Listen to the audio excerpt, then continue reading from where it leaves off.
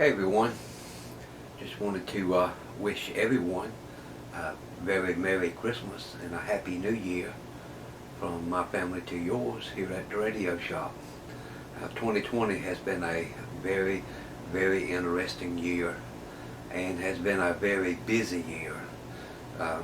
Work is really pumped up. I guess that is a blessing considering all the stuff that's going on in this world today. There's a lot of people out there without jobs, but I've been lucky, been able to hold a job down. It's a very demanding job, a lot of overtime, but now 2021 is upon us. I've got plenty of time I'm going to be taking off. In fact, I got my first day off yesterday and spent the day with the family and had a great, wonderful Christmas, being with just the immediate family, and we'll just see what 2021 is going to hold for us. But I think it'll be a great year. One thing I am planning on doing is getting a lot more videos out.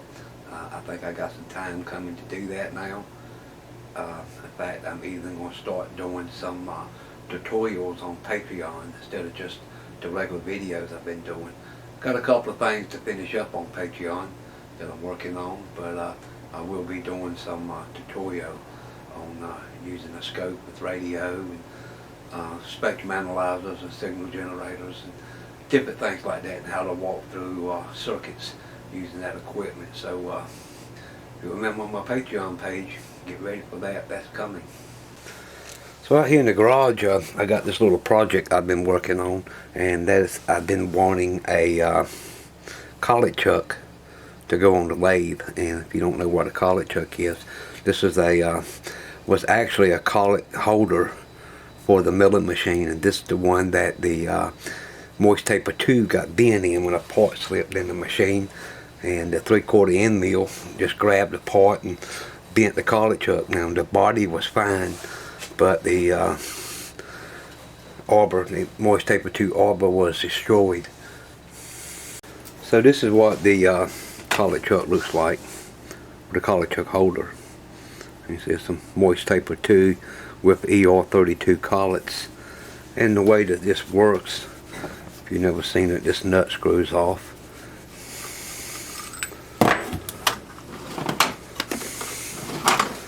And I got different size collets right on up from 5mm up to 20mm, and these just fit into the nut.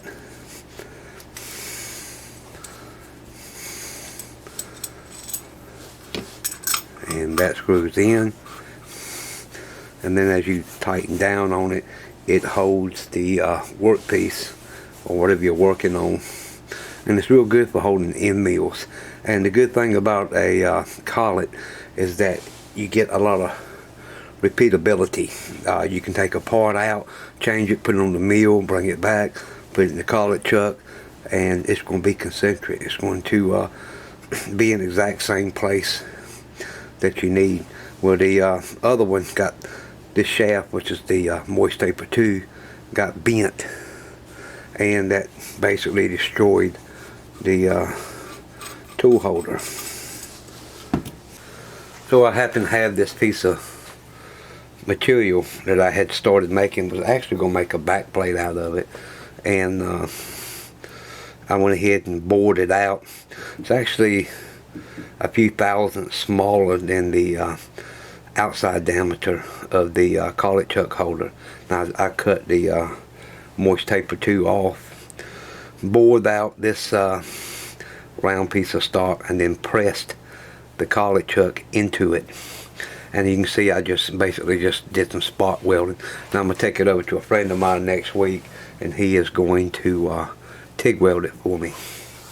But this now gives me the availability to use a collet, the ER32 collets, same ones I use on my milling machine, in the lathe, and that'll make work quick.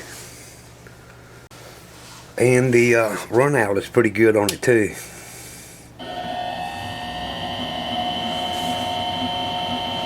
As you can see,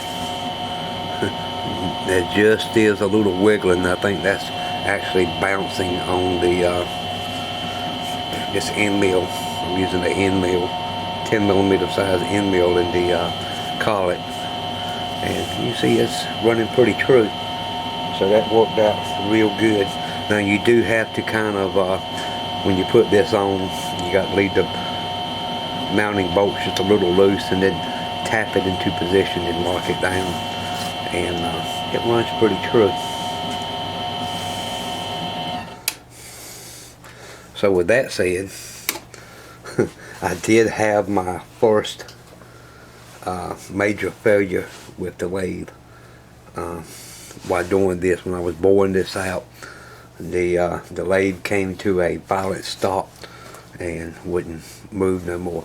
In fact, when I grabbed the chuck and tried to move it, it would knock it out of gear for the lead screw. And I said, well, I don't understand what's going on, you know, but sometimes we forget things. So when I'm using the lathe, you can see on the back, these are the change gears, so you can change the speed of the lead screw for when you're threading. Well, I very seldom do that much threading with the lathe, so I'm constantly coming back here and oiling these gears. Now this gear runs on a bell crank, and it has a banjo bolt in it. And this small gear and this 80-tooth gear run on this one bearing. And it's not actually a bearing, it's just a piece of metal that's bored out that runs on a shaft that has a keyway in it that keeps both of these gears in time. Well, when I was running it the other day, like I said, I keep everything here oiled and lubricated, but I didn't think about that bushing running on that shaft, and this seized up. And when it did, let me put it in gear. As you can see, I can run the lathe without any of this turning, but when I put it in gear,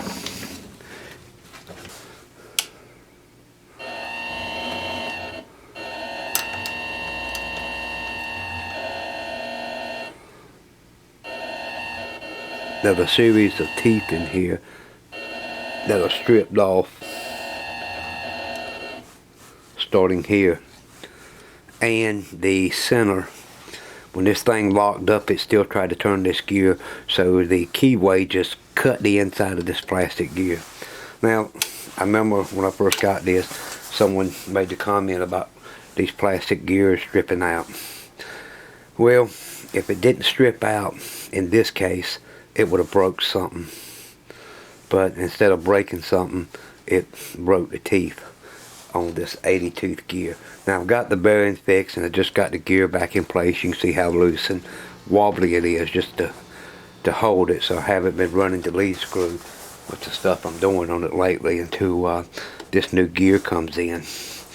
But just a tip, if you got one of these lathes, don't forget, take this thing apart and grease that bushing that these two gears run on, because if you don't, it's going to lock up on you.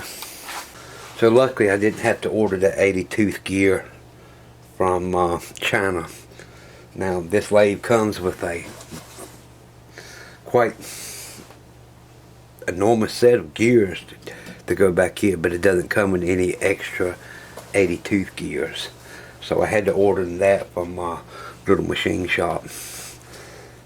And when I did the lathe bed extension, they gave me a 10% discount on future orders. So I went ahead and ordered that new tool post. So that'll be here.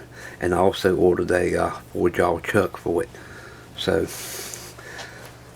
that's going to be some big improvements on the lathe. Also, if you noticed here, you see a lot of screws in this top slide. And it originally only had 3. Well, I went ahead and added 4 more to it, and that's to hold it tighter. Another thing that you'll find on these lathes is that this give in here is not very big, so if you get some downward tool pressure, it'll actually move a little bit. But now when I'm not running the cross slide, I can actually just come right here on these extra screws and just lock that cross slide completely down so it doesn't move at all. You can't even move it with the adjustment wheel in the back. So that's a good improvement. I also did the main compound up here the same way. I added 2 more extra screws, see it, plus I can lock that down if I need to. But instead of, you know, the 3, it's now got 5 holding that gib in place. It's on the old mill. Yeah, I got the Jacob's chuck in here right now because I've been doing some drilling, actually drilling those compounds to get them extra 6 screws in there. I've still been, you know, trying to figure out what to do about a fine feed, because if I can't add a fine feed for this, I'm just going to have to end up buying a new milling machine. I really don't want to do that at this time. The wife hasn't worked in, I don't know, almost 9 months now, so her unemployment's run out. She's been looking for a job, haven't been able to find one. She did get called to one place. They only want to work her 7 days a week. So, you know, I'm being a little cautious on what money I spend. But I think I've came up with something that will help this thing out quite a bit. So over here on this side, you've got this mount here that's got a big spring in it. And what this does, when you run the quill down, the spring pulls it back up. Well, I made a bushing and put in here, and that's locked in place with a set screw underneath, so that holds that shaft where it needs to be. And you can now see these 2 pieces. This is the shaft that's turned down on this end, and you see I have threaded the center of it. Also, I made this gear, and as you can see, this is a worm gear, and it's threaded. And I'll see if I can show you a clip on how I did that. I think that's very interesting. But this worm gear sits on top of this gear, so now when you rotate this shaft, that worm gear turns real slow.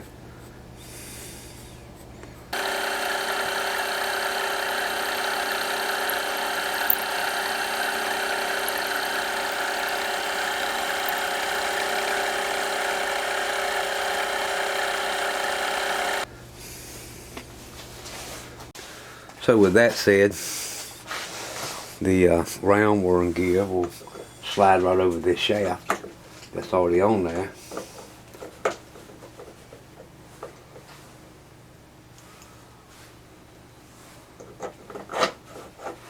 And lock in place with set screws on the back side. Okay, this shaft here will actually mount underneath of it, so when it's rotated, it'll be able to turn this gear, and that will move the quill up and down a few thousandths per revolution. So I got to make a plate to go on here, and it's going to bolt into here. That will actually support the other shaft, and it'll be 2-sided. This gear, or this shaft with the threads on it, will actually drop down when it's not in use, so this will turn freely. Then you want to use it, it'll click back up into the threads. And there'll be a knob on the front where you can sit here and adjust this thing. If you need to take 5 thousandths off, you can adjust it down to 5 thousandths, and that should solve that problem. It's just a little slow at getting at it, but you know, it just takes a while to get this stuff done.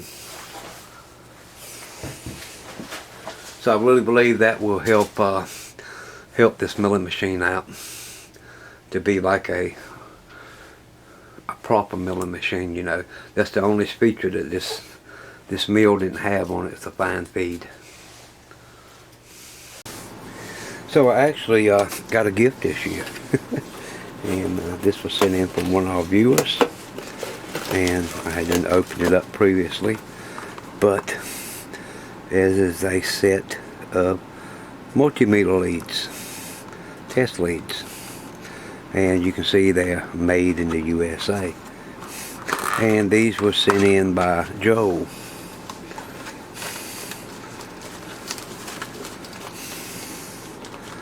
They come with the alligator clips, and they're gold plated, and the leads themselves are also gold plated.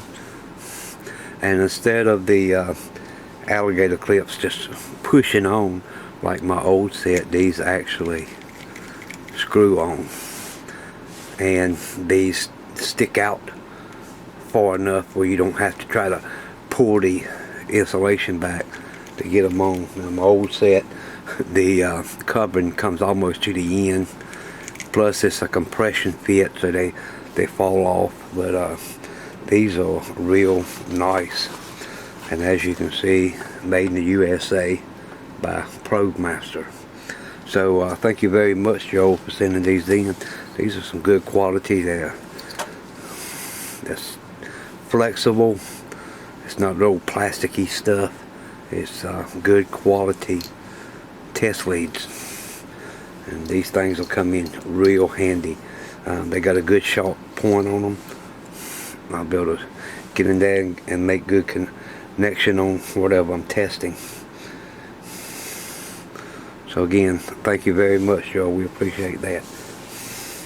They also come with some tip covers that push on, and what this does is, let me get one of them out of the bag here.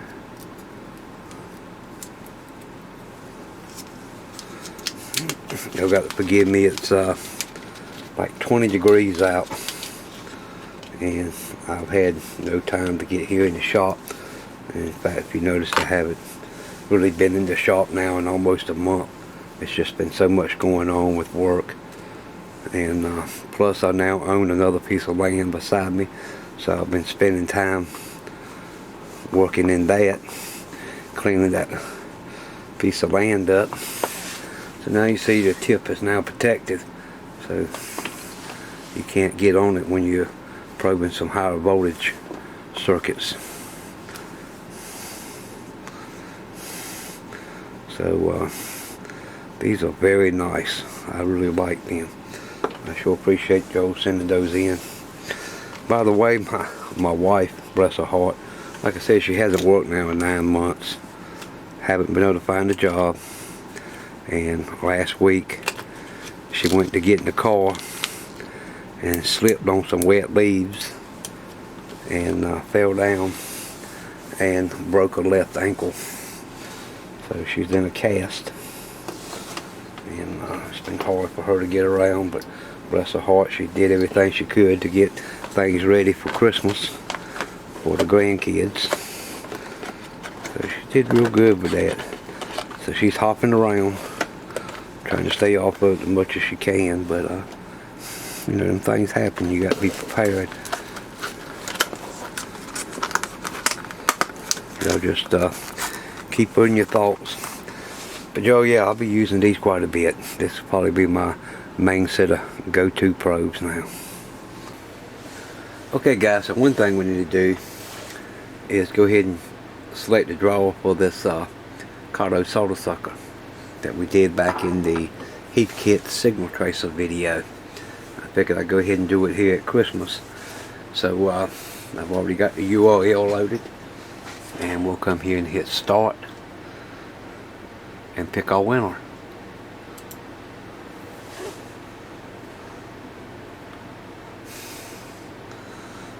Brian Machard is the winner of the Kotto solder sucker, and he says, "I'd like to have one."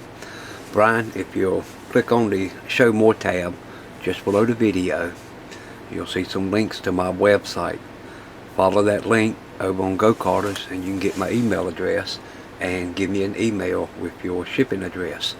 I'll contact F-Stop Labs and they will get this shipped out to you. And thanks for participating. Now, Patreon members will also get a chance to win one of these. So if you're a Patreon member, you know that's 2 chances that you get to win with. So good luck on our Patreon members. Again, Brian, congratulations, and don't forget to click on the Show More tab, follow the links, and get me your address. Well guys, as you see here on the old Spartan radio, I wanted to go ahead and get a parts list together, so I went ahead and broke everything down.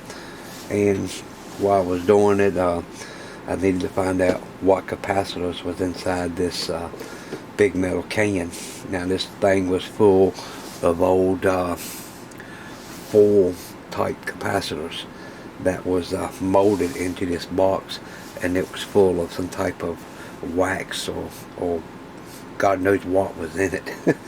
I did it all outside, and it was kind of one of those situations where it was you know, back in the old days they put harsh chemicals in transformers, so not knowing what was in this, I did it all outside, heated it, but we've now got a clean box. So all I'm going to do is just mount, I don't know if I'm going to mount a terminal strip or if I'm actually going to make a circuit board to hold the 4 capacitors that go in here. There's 3 electrolytics. They're 2 microfarad at 600 volts apiece, and there's also a 0.15 microfarad non-polarized cap that goes across 2 of them. So we'll get those mounted in there. Took this transformer off and went ahead and repainted it while I had it off, but I got to get everything off this chassis and get it cleaned up, take the labels off, and sandblast it and paint it, and then paint the other 2 transformers and put it back together. This big 7K ohm resistor, I think is about it's either 15 or 20 watt. It's burnt out, it's got an open coil on it, and also one of my 81 rectifier tubes is dead, and it's not this one.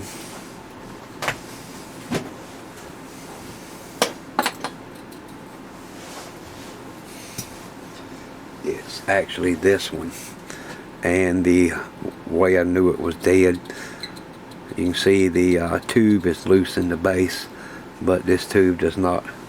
It the filament comes on, but it doesn't glow. It doesn't have that that purple bluish powder glow to it. So this one is kaput. So I've been online looking, trying to find a replacement. I like to find the original globe style like was in it. The other one checks good. You see this one is a Chardon C281.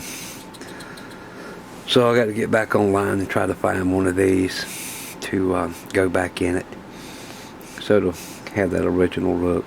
Now they do make some other ones like the 381s and stuff that'll work in here.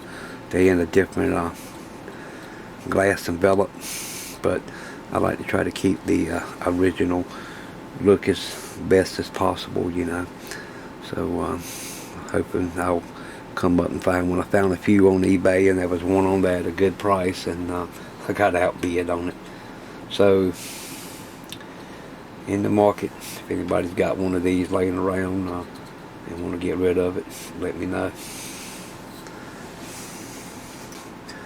So on the IFRF amplifier board, you can see there's 4 capacitors here, and they're different values, and they're held down, as you can see, by a terminal lug, and that's the ground side. On the bottom They just have a screw going up through the center, and this is a piece of insulated material. So, you know, I like to keep as much original, so I'm going to get some replacement caps, and I'm probably going to try to make something that looks similar to this. I don't know, might 3D print something, put the caps in it. That way it has that original look. Now there's two capacitors down here under the bottom, as you can see. And they're kind of just stuck together.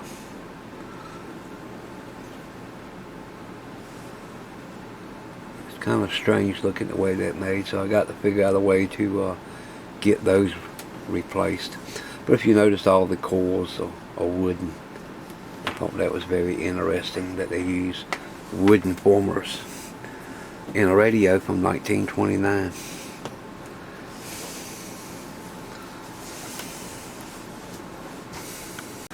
Anyway guys, before we get into this one, we're going to finish up the Zenith and also the RCA that I lost the footage on. So we'll get those finished up. This one here is going to be a long restoration because there's a lot of work to be done. Like I say, this whole cabinet here has to be stripped down and repainted. This part here is not that bad because, you know, this came out of the cabinet that it was in, so that part was easy to just throw in the sandblaster and clean it up and repaint it. Won't be a problem at all. Front faceplate has to be stripped, repainted, and I'm going to put just a very thin piece of walnut veneer on top of it, glue it down and cut out the holes. I think that'll look real nice on that. Tuner is going to be a little fun. We've got to be extra careful with this. These are mica in between these plates, so we've got to be delicate not to destroy any of that mica. But we got to get all this cleaned up. You can see the shaft here is rusty, so that's going to have to be all disassembled, soaked, and cleaned. See, all the screws are rusty, and I'm going to go back with all stainless steel hardware.